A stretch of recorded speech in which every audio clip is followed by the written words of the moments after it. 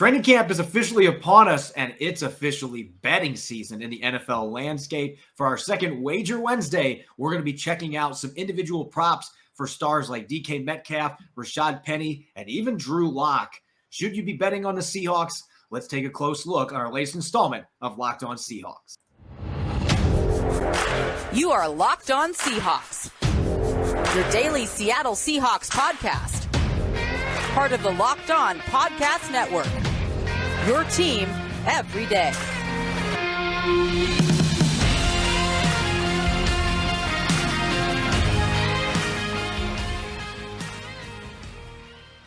Greetings, 12. This is Corbin Smith, your host for Locked On Seahawks. Joining me for our second Wager Wednesday, my co-host Tyler Forness. We're officially to the start of training camp. The Seahawks are going to practice later today at the VMAC. A lot of excitement with the season finally being here. Seattle's got pretty low expectations coming into the season, but the players certainly are not going to be selling themselves short, and they're looking forward to getting back on the field and having an opportunity to prove their naysayers wrong. We're going to take a look at several prop bets, both from list form as well as individual over and unders on today's show. Tyler, looking forward to diving in on a number of different players, a lot of offensive-related bets that we're going to be taking a very close look at on today's episode. Absolutely. It is always betting season. There is always something that you can find to throw your money on. And the best part about right now is it's all in futures. So if you have a little bit of extra cash, all of a sudden, come end of January when they have those after Christmas sales, you can really cash in and all of a sudden get this lump sum of money, almost like a tax return. And then you'd be able to spend it on whatever your heart desires. It's a really fun way to play. And it really keeps you invested throughout the entire year, even if your team is no longer in playoff competition.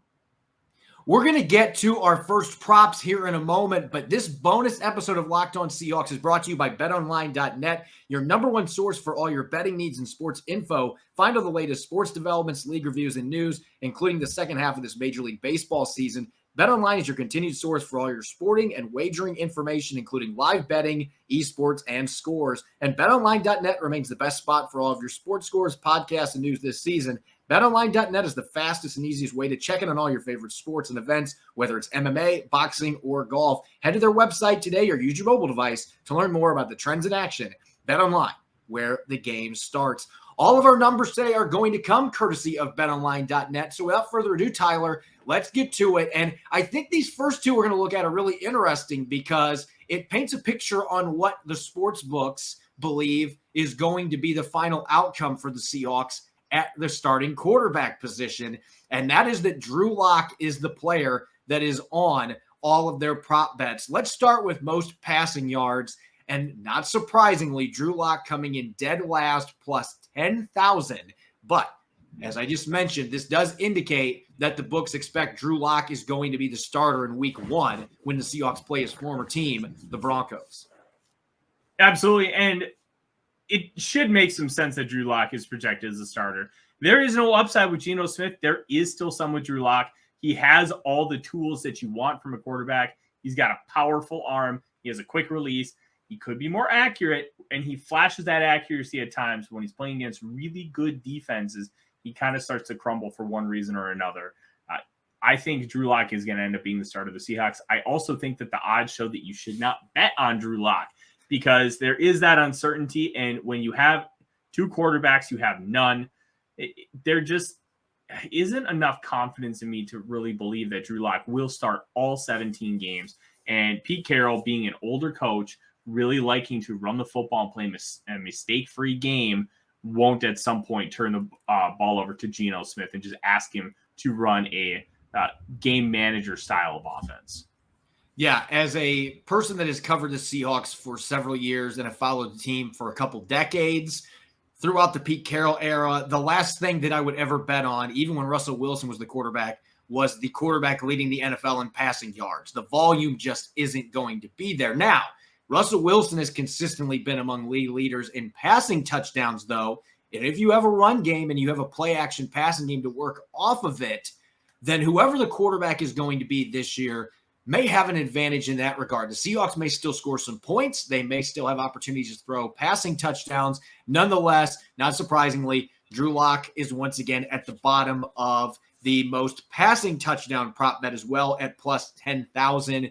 Out of these two, though, just based on historical precedent, if Drew Lock is the starter and you're really wanting to potentially throw your money away, this is probably the one that would make a bit more sense, just because Seattle does have a tradition of throwing more passing touchdowns than being a volume passing team. I would agree with that. And when you're looking at these two props, you want to look at it twofold. You need a team that is not so dominant that they end up running the ball just to drown the clock out. And you need an offense that's also going to throw the ball consistently. I take a look at these, and especially being in a dome helps out. I think Derek Carr is primed to throw the most passing yards, and then most passing touchdowns. It's really hard to go against either Brady or Mahomes. They are going to get the efficiency, because one thing we know about touchdowns, they are inherently random. Just remember the dominant year Calvin Johnson had, where he had, 1,900 yards. I think he had 3 touchdowns. Julio Jones had a season where he had 1,500 yards and 1 touchdown. Touchdowns are random. You can get tackled at the 1-yard line, and then all of a sudden he gets vultured by like a Rashaad Penny or Kenneth Walker III. So you have to be really careful in that sense. I think Derek Carr is a really good play for both of these, just because of the situation and the offense that Las Vegas will be in on a consistent basis this year. And I think from a Seahawks perspective, when you talk about a player that you can argue you should be betting heavy on, now Rashaad Penny's got an injury history. There's always a risk when you roll the dice on any running backs, particularly one like Penny that has missed a lot of games. But we got to see what he could do last year. Those final 6 games of the season led the NFL in rushing yards, tied for second in rushing touchdowns, had 7 runs of 25 or more yards, which easily led the league during that span. And he would have been one off of the NFL lead for the entire season in that category. So arguably the most explosive running back in the entire NFL last year, even with limited sample size. And yet he's coming in at a plus 3,300 on the prop for most rushing yards. Jonathan Taylor should be the favorite. Derrick Henry's Mr. Consistency at plus 450. Dalvin Cook's a fantastic talent, as is Nick Chubb. Najee Harris, I don't know if I'm buying him being this high on the list just because of the line situation in Pittsburgh, but you would feel much more comfortable rolling the dice on this one on a player in Penny who has shown that he can be a home run threat. Finally was able to prove that last year and show off that first-round caliber talent, going off of the races on a bunch of really long runs, 4 games with 130 yards or more. This seems like the kind of guy that you could be willing to roll the dice on at plus 3,300 odds. I think so. The one thing that really gives me hesitation, Corbin, is how short of a leash Pete Carroll has really had with some of these running backs. And we were talking pre-show about Chris Carson and his unfortunate medical retirement here this afternoon. But Chris Carson had a fumbling problem, and he got yanked quite a bit. If Penny isn't effective in like the first quarter, is he going to get yanked for Kenneth Walker III? That would be the one hesitation I have. But I really like the long play. And just it's a really nice dart throw, because this is an offense that's going to run the football a lot. But will they be able to stop enough teams to consistently run the football for all 4 quarters?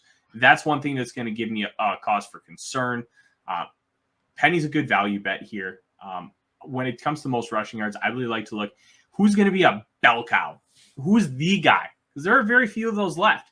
Dalvin Cook, Jonathan Taylor, Derrick Henry. And you could argue Nick Chubb, but Kareem Hunt gets so many touches. Those are going to be the guys that I would expect to be in contention for that rushing title, because they're going to get the lion's share of carries. And in today's NFL, you have so many backfields by committee. When you have an opportunity to put money down on one of those guys, Dalvin Cook at plus 1,000 feels like a really, really good value play with a high opportunity to actually make money. I would be betting on Derrick Henry on this, and I know he's getting to be a little older, and he missed half of last season with an injury. But aside from that, he's been Mr. Durable, and he's just different. He's an alien. The guy is built like an offensive lineman, but he runs like a running back. Like, I just have a feeling he's going to bounce back. But you wouldn't want to bet against Taylor and some of the other running backs at the top of that list. Penny, it would certainly be a roll of the dice, but he's got the talent to do it if he's healthy and he gets the carries necessary. Ken Walker III potentially is going to be a hindrance in that regard. I think that Walker's going to be a bigger impact on this next one, though, and that's rushing touchdowns. They have Rashaad Penny at plus 5,000 on this one. Again, he tied for the second most rushing touchdowns in the last 6 games. You mentioned it, though. Touchdowns are random. And I don't know how often that this offense is going to be in a position to punch the ball into the end zone, given the quarterback situation. It would seem like this would not be as safe of a play as, say, the volume rushing yardage. Yeah, I would tend to agree there. Touchdowns are very random. We've seen so many touchdown vultures over the years. Remember LaDainian Tomlinson? He had Michael Turner, guys like Leroy Horde, Matt Asiata for the Vikings. Like, there are guys out there that are short yardage backs that get all the touches in the red zone. 3 rushes, 3 yards, 3 touchdowns. There are plenty of those guys out there, and it really gives me a cause for concern when you talk about the Seahawks, especially when they have a 2-back committee. I like the idea of Kenneth Walker III as kind of like that long shot value, because I think they might try to use the younger guy with the fresher legs who does not have the injury history a little more in those like short yardage situations, especially with how stout Kenneth Walker is, and Penny's a little bit of a bigger back. I would kind of stay away from this play at a general sense. I would go Dalvin Cook again, just because the Vikings have historically loved to run the football. Dalvin is arguably the best back in football, and he's got phenomenal vision and athleticism, and he's able to really do a lot for the Vikings out of the backfield. And with Kevin O'Connell really prioritizing offense, it's going to be a great compliment for Kirk Cousins. So that would be my play.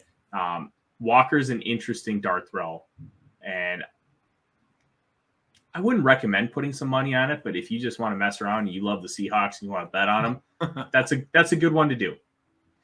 Yeah, I'm a running back guy, so the Penny rushing yards one is one that I'm actually pondering a little bit here, just because we've seen what he can do when he tantalized last year. Rushing touchdowns, again, I would just be hesitant because I don't know how many points this offense is going to score. Now, there are questions about Rashaad Penny's durability. There's questions about whether Drew Lock can even be a starting quarterback. What can't be questioned is that DK Metcalf and Tyler Lockett are 2 of the elite receivers in the NFL. It's the only pair of receivers the last 3 years with over 3,100 receiving yards, over 200 receptions, and over 25 receiving touchdowns. No other pair of teammates has done that. But that was with Russell Wilson playing quarterback, and you can tell the sports books, they are not recognizing Metcalf and Lockett for their talent as much this year in prop betting because of the quarterback situation. For most receiving yards, Metcalf plus 3,300, Tyler Lockett at plus 5,000, and Lockett's had 3 straight 1,000-yard seasons for the Seahawks. Steve Largent's the only other player in franchise history that's done that, and yet neither one of them is close to being to the top of this list, and based on their quarterback situation, you can completely understand it. Absolutely. And here's part of the issue when you have 2 really, really good wide receivers, guys who complement each other well and are of a similar skill set. Who's going to dominate the touches? Who's going to be that alpha? And I don't think you can really differentiate Lockett or Metcalf as really separating themselves from the other. And that can play a problem because they'll share touches, they'll share opportunities. And if you don't have, like, a Stephon Diggs in Buffalo is a really good play because he is the guy. And he showed that the last 2 years. Gabe Davis is emerging, and so is Dawson Knox. You don't have an alpha on the opposite side of him. Diggs is the only alpha. And that is one thing I really like to look for in props like this. Metcalf is going to be your safer, high upside play over Lockett because of his size and his explosiveness and his ability to just literally run through and around people. Metcalf is just a special kind of athlete, and I would take that over Lockett. While Lockett is really, really good technician, he's got his own juice as well. He is just a smaller player, and that just gives you inherent limitations unless you are truly a special style receiver, which he's just not quite at that level. He's a tier below. Yeah, he's really good. I don't know if he's got necessarily those traits that jump out to you, but I will say this. I don't know about trusting receptions just because the volume of the offense I talked about, they don't throw the ball very much. And also, I think you're going to see more secondary targets that are going to get opportunities with Drew Lock or Geno Smith under center. But I think that one thing that is being overlooked right now, DK Metcalf is a touchdown machine. And I actually wonder if he could be helped a bit by Geno Smith or Drew Lock being the quarterback, in the sense that Russell Wilson was awful at throwing the fade ball. That was one of the weak points for him, whether it was Jimmy Graham or DK Metcalf. Metcalf's coming in at plus 4,000 on receiving touchdowns. He had 12 of them last year, and he caught 4 of those from Geno Smith in just a handful of games. And so this one feels like at plus 4,000 that you could make an argument that that one is a strong one to consider, because even the volume's not there. You know Metcalf is going to get those opportunities whenever Seattle's in the red zone. Yeah, and that is a really, really big deal when you're able to, in the red zone, be able to outmuscle and outsize people. And Metcalf has the ability to do that, especially on slants. He has developed enough quickness, because we all know that atrocious 3-cone drill at the combine. He has really improved. He's really improved his foot speed and become a more well-rounded receiver, something that those projections early on weren't really giving him any kind of credit. And I think with his size and his ability to box out, you're going to be able to work on those slants. And then he obviously can win jump balls and fade routes. I really like Metcalf as a dark horse here. But the really tough part is touchdowns are random. And like, too often you see great receivers just not get touchdowns just because the opportunities aren't there. Or, hey, the play's designed to go to them and it gets double covered, and then all of a sudden your slot receiver gets a little slant for a touchdown because he's wide open. Up next, we're going to take a look at some over-under bets for individual players, including Rashaad Penny, heading into the 2022 season here on our latest edition of Wager Wednesday. If you're really living paycheck to paycheck or struggling to make ends meet, it can be really stressful when unexpected expenses come up. Now Dave can help you get out of a pinch when you really need it. Dave is the banking app that can help you get up to $500 instantly with extra cash. That's more money to fill your tank, buy a wedding gift, or catch up on bills. You can finally tackle those expenses that have been stressing you out without any hangups. There's no interest and no credit check needed. Millions of people have already downloaded the Dave app to get the financial relief they need with extra cash. Download the Dave app right now from the App Store. That's DAVE. Sign up for an extra cash account and get up to $500 instantly. For terms and conditions, go to dave.com/legal. Instant transfer fees apply. Banking provided by Evolve. Member FDIC. You're listening to the Locked On Seahawks podcast, Wager Wednesday edition. I'm your host, Corbin Smith. Joining me for our bonus episode, my co-host, Tyler Forness. All right, let's get to our over-under bets. We just took a look at some interesting props with receiver DK Metcalf and Tyler Lockett, as well as running back Rashaad Penny and quarterback Drew Lock.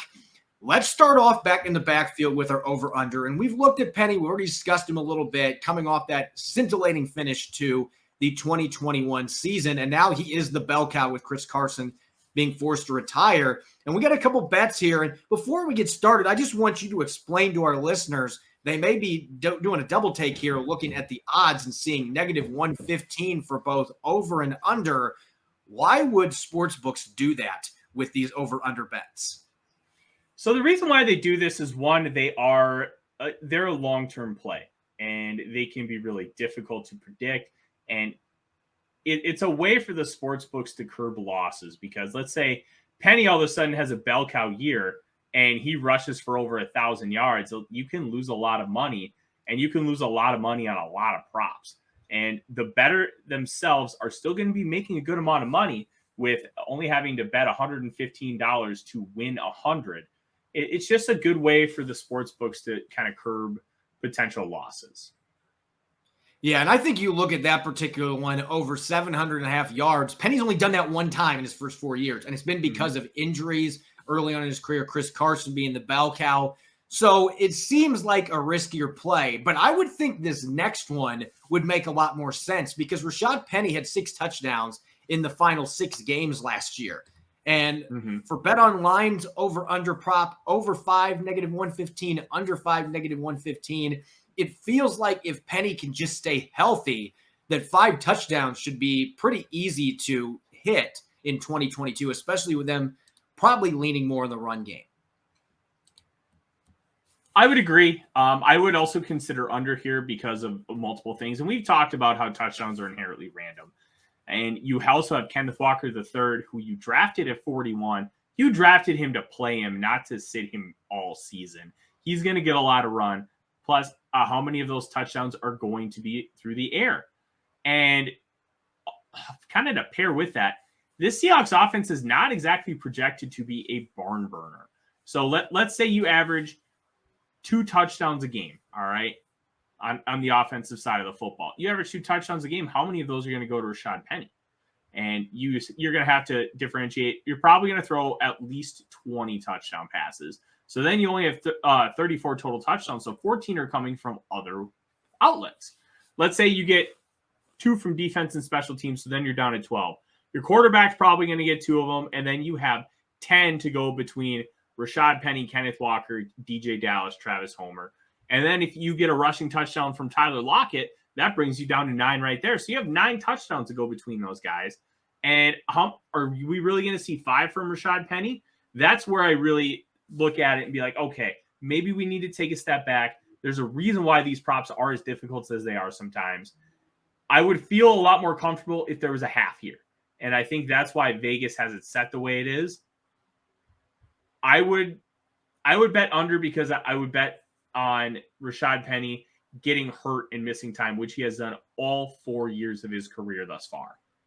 And Seahawks fans are hoping that's not the case. They'd like to see one full season where he's healthy, and maybe this will be the year. But yeah, past precedent suggests he is going to miss time at some point. Now, going to the outside, as I mentioned earlier, DK Metcalf has been a beacon of consistency. He didn't get to 1,000 yards last year, but he did have 12 receiving touchdowns. So looking at receptions, over under 67.5. Again, another 115 negative on both over and under.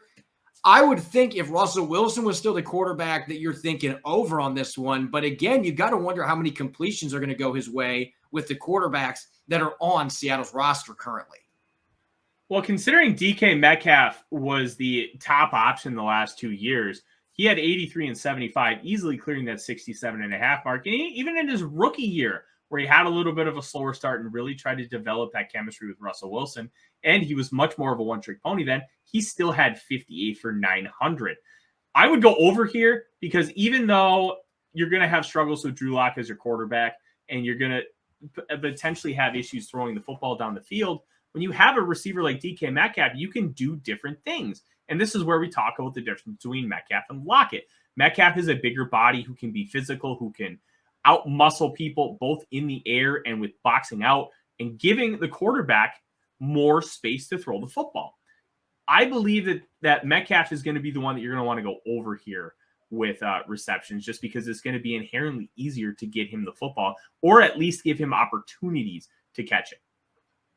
And when I mentioned this earlier, you don't know how many receptions are going to be going Metcalf's way just because of the low volume passing the football. I think it's going to feel a lot like 2012, 2013, 2014 when Seattle led the NFL, or they each were in the top 3 for rushing attempts. They are going to get that run game going.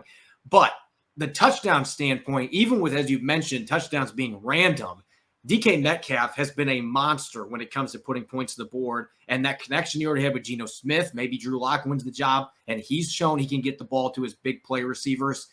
I think over 6 seems like a fairly safe play here as long as Metcalf stays healthy. And knock on wood, to this point, he has been able to. He's played in every regular season game his first 3 years.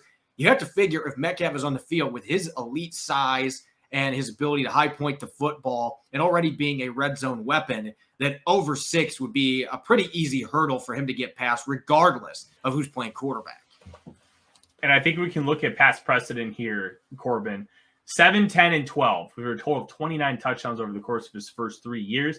DK Metcalf has not missed a game, and he has really been a beacon of consistency when it comes to health and being available, which is always the biggest thing. And it was a really big question for Metcalf coming in because he had that neck injury that he suffered at Ole Miss. He had the reconstructive surgery, and there were questions, well, will he be healthy? How's the neck going to do?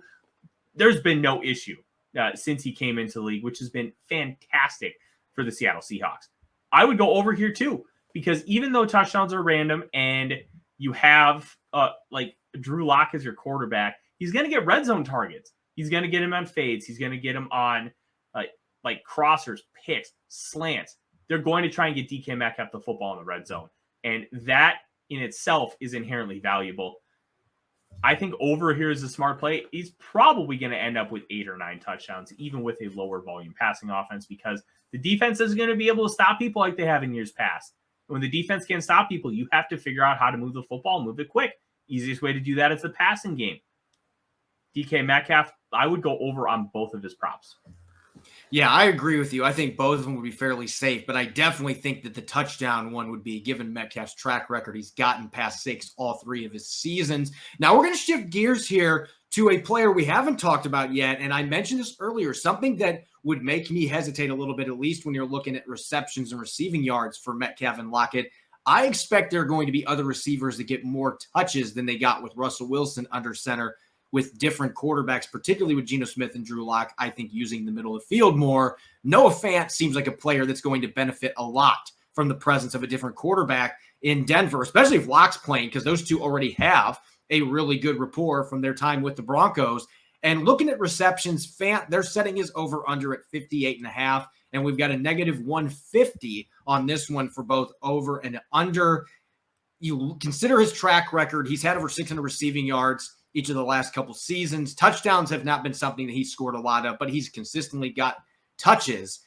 This one feels like it might be really interesting, even with Seattle's track record of not getting tight ends involved. That was with Russell Wilson. I think with these new quarterbacks, Noah Fant's got a chance to be involved a lot more in this offense. And 58.5, that might not be a difficult hurdle for him to climb. Especially when you consider how often the tight end itself is an outlet receiver. And even though Noah Fant is going to be somebody that you want to push the ball down the field with because he has that 4.5 speed and he is really a vertical threat, 62 and 68 receptions over the last 2 years, mainly with Drew Lock starting. And then even last year, you had Drew Lock and Teddy Bridgewater. I think the safe bet here is the over, even with a rushing style of offense, because let's face it, the Broncos wanted to run the football as well. And they were still able to meet that threshold. You're talking at 58.5, you're talking just over 3 receptions a game. That should be easy for Noah Fant, especially with the rapport that he's already going to have with Drew Lock. It's going to be a nice safety blanket for him. I think the over is an easy play. I would agree with you on that. The one that I don't think would be an easy play, just because of his track record, I think Noah Fant is capable of scoring a lot of touchdowns, but that has not happened. He had his career high last year, and it was 4. He's not scored a lot of touchdowns, and 3.5 is the mark set for over-under. So you would be betting on him at least matching what he did last year. And again, it's not many touchdowns, so maybe that's the reason that you would consider doing it. But his track record does not speak well in regard to scoring touchdowns. That has been a weakness in his game. Maybe that changes in Seattle's offense with Shane Waldron at the controls, whoever's at quarterback. But maybe this is another thing where having DK Metcalf there is going to limit your opportunities by default. I'll say this as well. Tight end is the hardest position to come in and translate and play well right away. You see a lot of tight ends really start to figure out year 4, year 5. Travis Kelce really didn't blossom until he was like 27 years old. There's a reason for that. They're coming in and they have to block men, defensive ends. Imagine telling a rookie tight end, hey, I need you to block Danielle Hunter for 3 seconds on this play. I'm sorry, what? Like, that's what we're asking them to do. We're asking them to be really, really good receivers at the same time. There's a saying in the scouting community, if you draft a tight end in the first round, you're drafting them for their next team. And like O.J. Howard is a guy that we can really see that with because he just went to the Bills. Obviously, he's had some injury concerns, but he really didn't do much at all with the Bucs. And if he ends up blossoming, that's really going to come to fruition, and it makes some sense. Fant is going to be on his second team, 4th year. This is where you really start to see tight ends take a jump, take that leap, and really become what they're going to be because they're acclimated to the game. They're acclimated to the trenches. They have that grown man strength. Yes, a lot of players will still have it coming out of college, but you need just another level when you're playing the tight end position. And I think Fant over on touchdowns should be a pretty good one. 3.34 over the course of his first 3 years with that rapport with Drew Lock. And they're going to have arguably better receivers, even though they have a really good group in Denver. You have more established players in Metcalf and Lockett on the outside. So Fant is going to draw a lot less attention on the inside.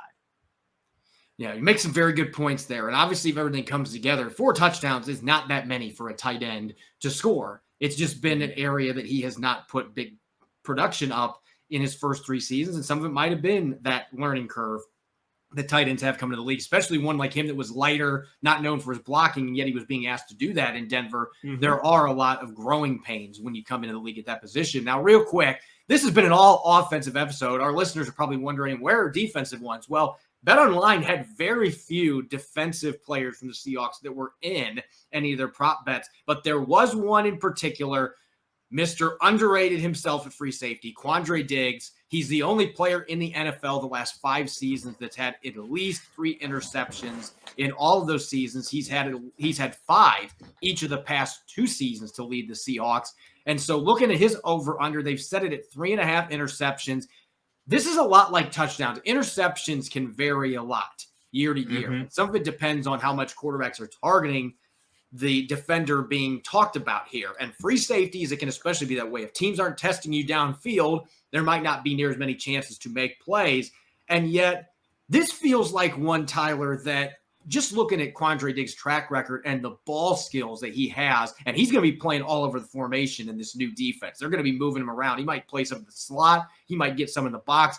I have a feeling that there are going to be a lot of opportunities for him to make a play on the football. And so I know 3.5 interceptions for a lot of players, that's a lot. But for Quandre Diggs, with his track record, a new contract in hand, playing in a defense, I think it's going to be a really good fit for him. I actually would feel pretty darn confident in him getting at least 4 interceptions this year because he's been able to consistently do that for the Seahawks. Sure, but we're really leaving the elephant out of the room here. It's a brand new defense. This is not your traditional Seahawks cover 3 that we grew to know with the Legion of Boom. So being that he's going to be playing in a brand new system, is he going to, one, have the comfort level to really be able to maximize it? 2, is he going to be asked to do the same things where he's going to play a lot of that center field role?